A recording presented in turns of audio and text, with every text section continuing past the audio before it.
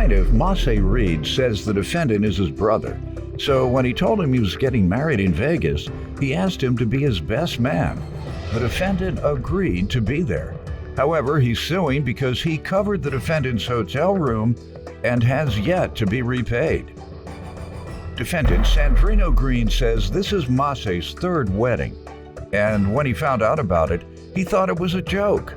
Sandrino insists he never agreed to pay for an expensive hotel room, and he's countersuing for airline tickets and emotional distress. All rise. This court is now in session. The Honorable Judge Greg Mathis presiding.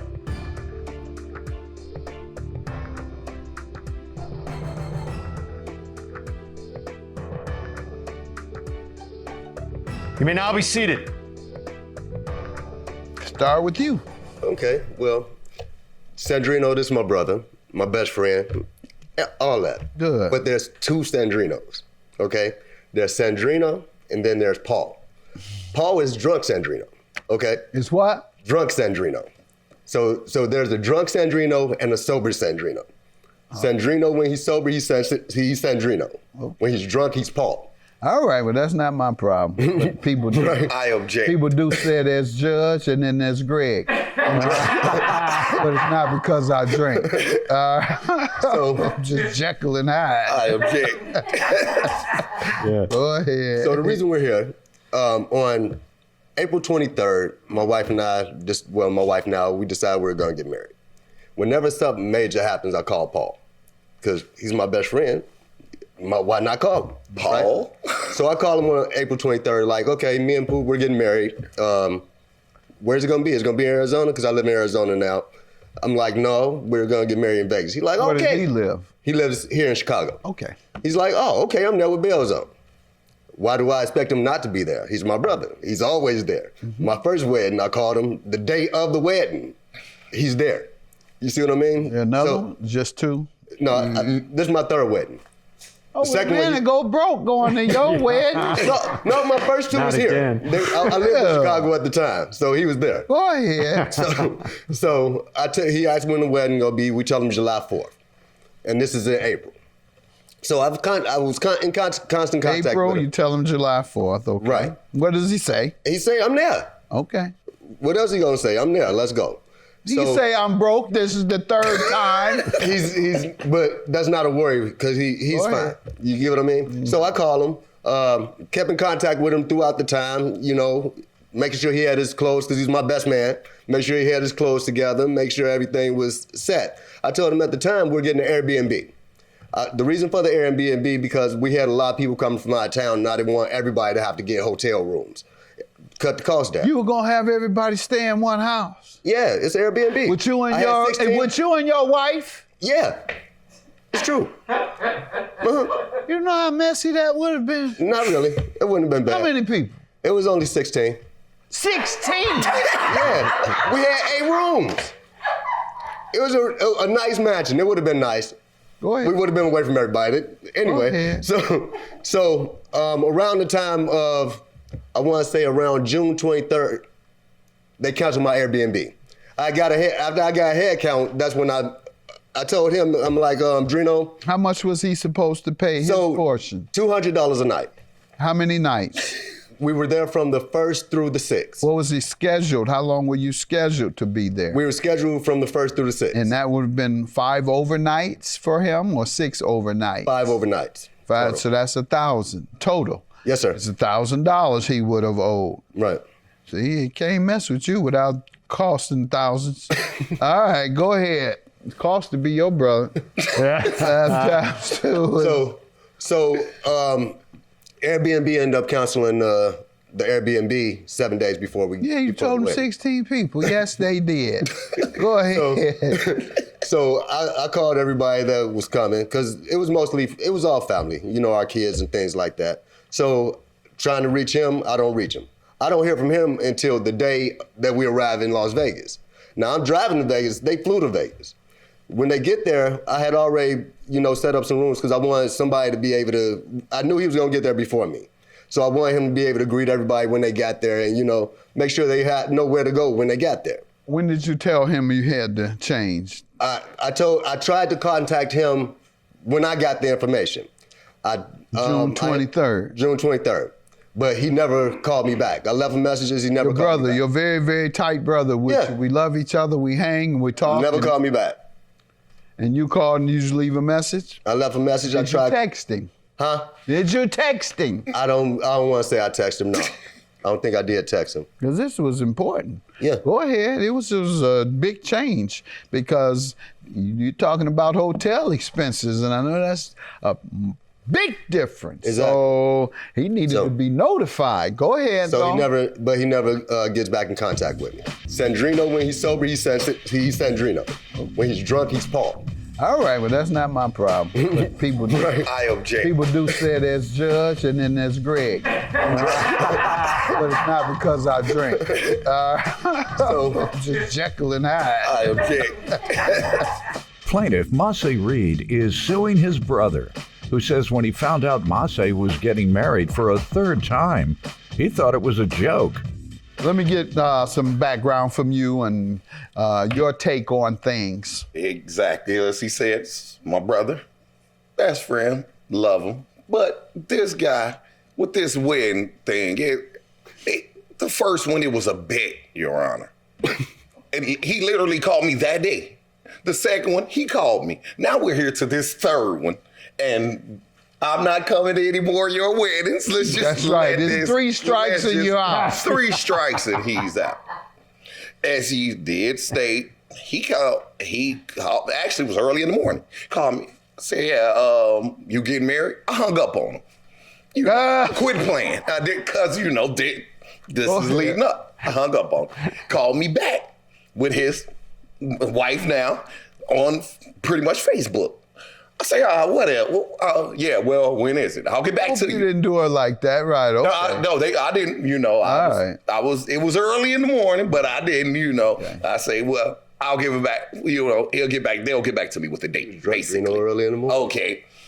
They get back to me with the date. Now, as far as the room situation, he said an Airbnb, which was $200 per couple. Got it. And the change was unreasonable in the price. So you needed to know. I found out that, Your Honor, I called him at the airport, asked him for the address to the Airbnb when I was at our airport here.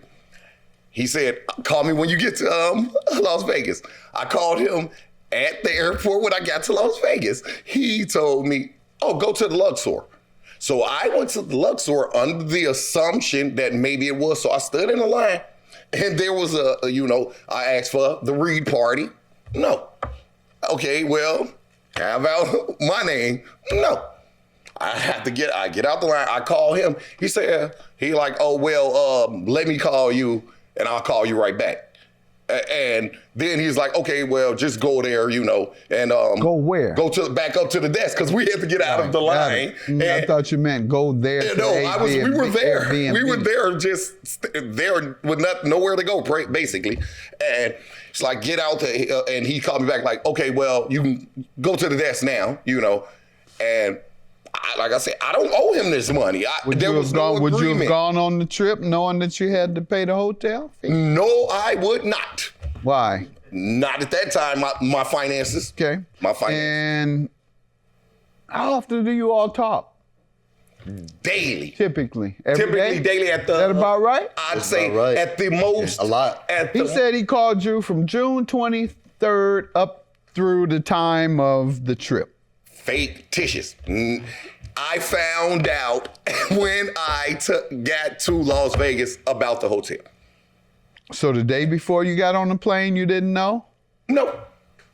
I didn't know until I got in the airport and I asked the cab.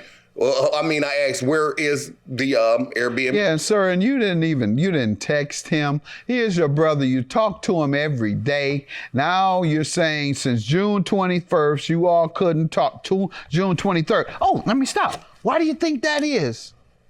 That he won't call you back, the person you talk with every day? I don't know. Okay, all right. So unless you can give me an explanation when you said and you agree that you all talked every day and suddenly you don't know why he won't. Well, our schedule is crazy, being honest with you. You talk every day usually. Yeah, I don't know. So for these days, it was crazier than it usually is? I don't know. He just wasn't responding. Yeah. And I don't know whether to believe you. Yeah. You have to prove that a little better. And the average person, a reasonable person in this day and age that has such important news to deliver to somebody that they talk with every day, who for some odd reason never calling you back now. You don't know why, you say, even though we talk every day. I have no idea why he didn't. Have you asked him yet? No. Okay. At the same time. And that's why I don't believe you. At the You would same ask. time, No. You would ask your brother, who you talk to every day, doesn't call you back for 7 days. Did you send something by mail? Did you ask the police to check on him? No. Anybody? Here's a person you talk to every day. I know he's you alive. call him and he never answers you for 7 days straight, and you don't send anybody to check on him. I know he's alive because he's on Facebook. So I know he's. I know So nothing's did you wrong send with him something on Facebook saying it? That's how I called him. I'm technologically That's how I called him challenged, from but Facebook. I do know that you get through to people. Did you drop something? I do know this. Did you drop something in his DMs? No. Just talk to me like I'm crazy. Here's my thing right here. There's 1,000 ways you communicate with people now. He never communicated with me saying he wasn't coming to the wedding. So he knew the wedding was going on. Regardless, he knew he was supposed Not to be regardless. It's not regardless. It is absolutely dependent on notice. Absolutely dependent on it. You're talking about regardless. It's absolutely dependent on whether you gave him notice that there would be a change between him paying $1,000 and $1,750. He never communicated with me saying he wasn't coming to the wedding. So he knew the wedding was going on. Regardless, he knew he was supposed Not to be regardless. It's not regardless. It is absolutely dependent on notice. Absolutely dependent on it. You're talking about regardless. Plaintiff Mathis Reed is suing his brother, who says when he found out Mathis was getting married for a third time, he thought it was a joke.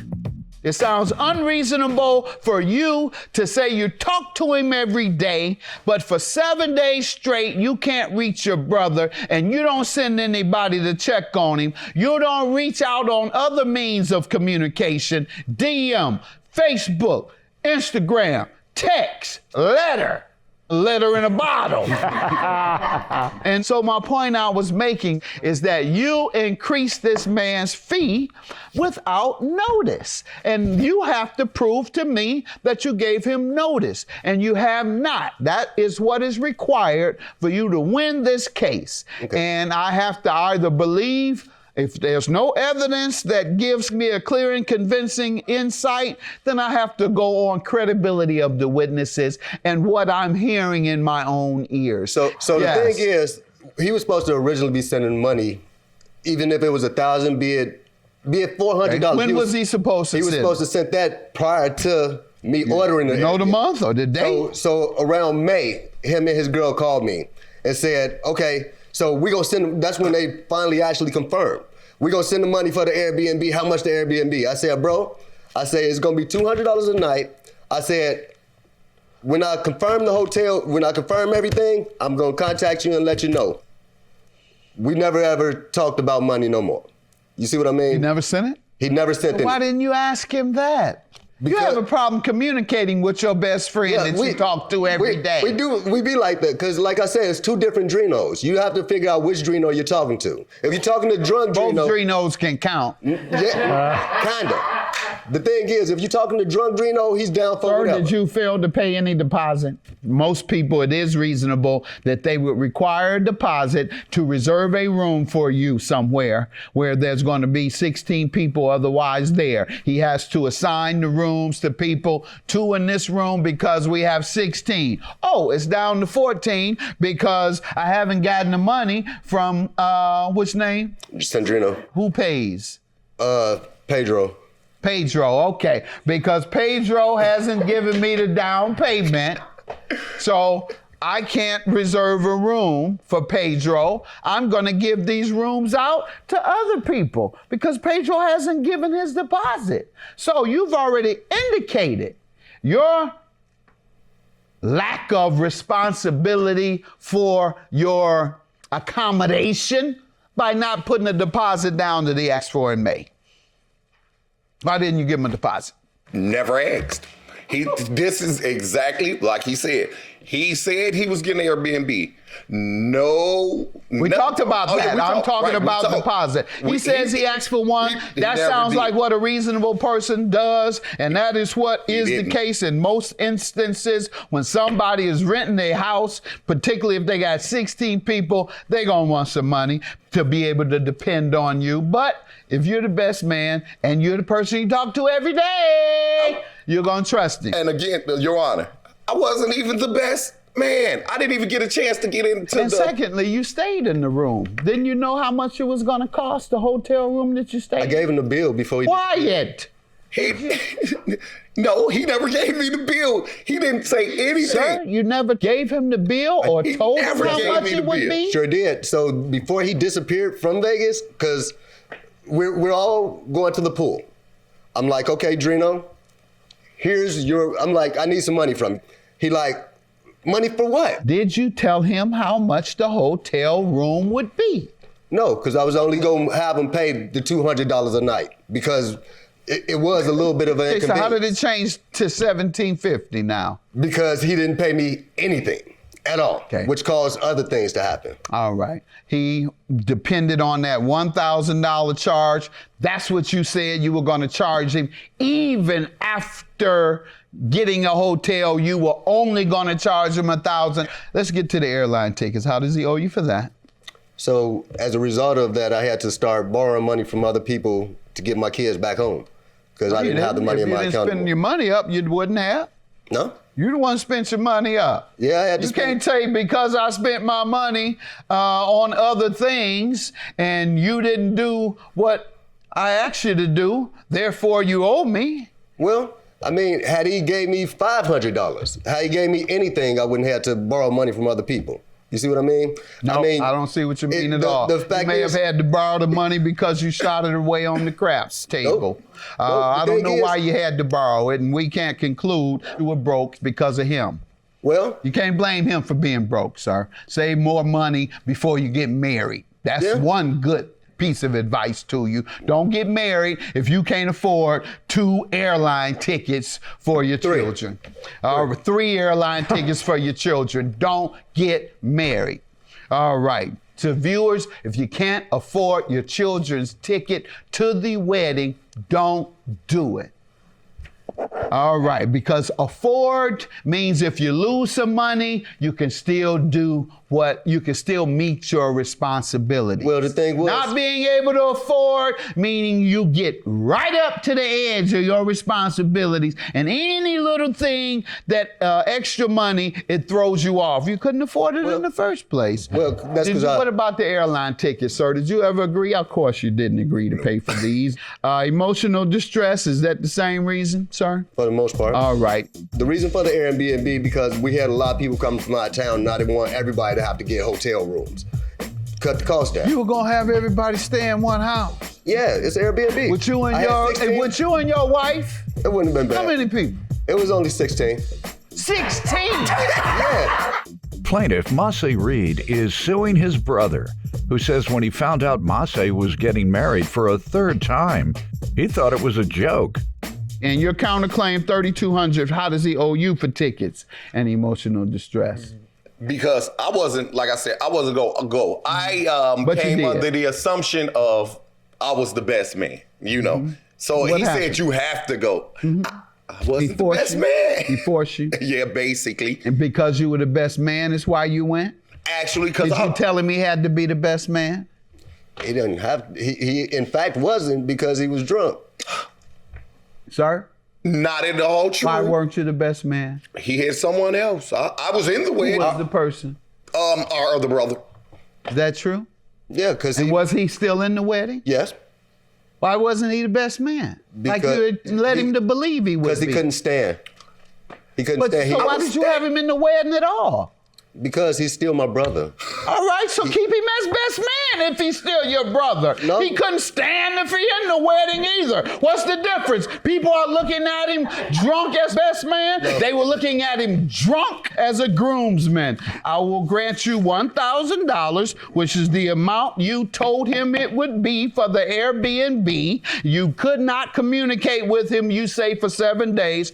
Don't believe it, so I'm going to only charge for what you told him it would be. And yes, you are going to have to pay for those airline tickets because I'm sure you would have gone. He could have forced you to be in the wedding as well. Just like he forced you to be the best man, he could force you to be in the wedding. So you allowed yourself to be forced.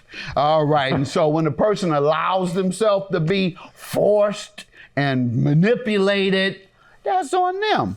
And with regard to your airline ticket, sir, I'm not granting you that. You shouldn't have got married if you couldn't afford your children's flights. Just because he didn't pay you back this $1,000, that shouldn't ruin your whole life and the life of your children and the wedding and all the other things What about my you're trying to get distress? emotional distress for. What? What about my emotional distress? You get zero. How about that? Judgment for the plaintiff.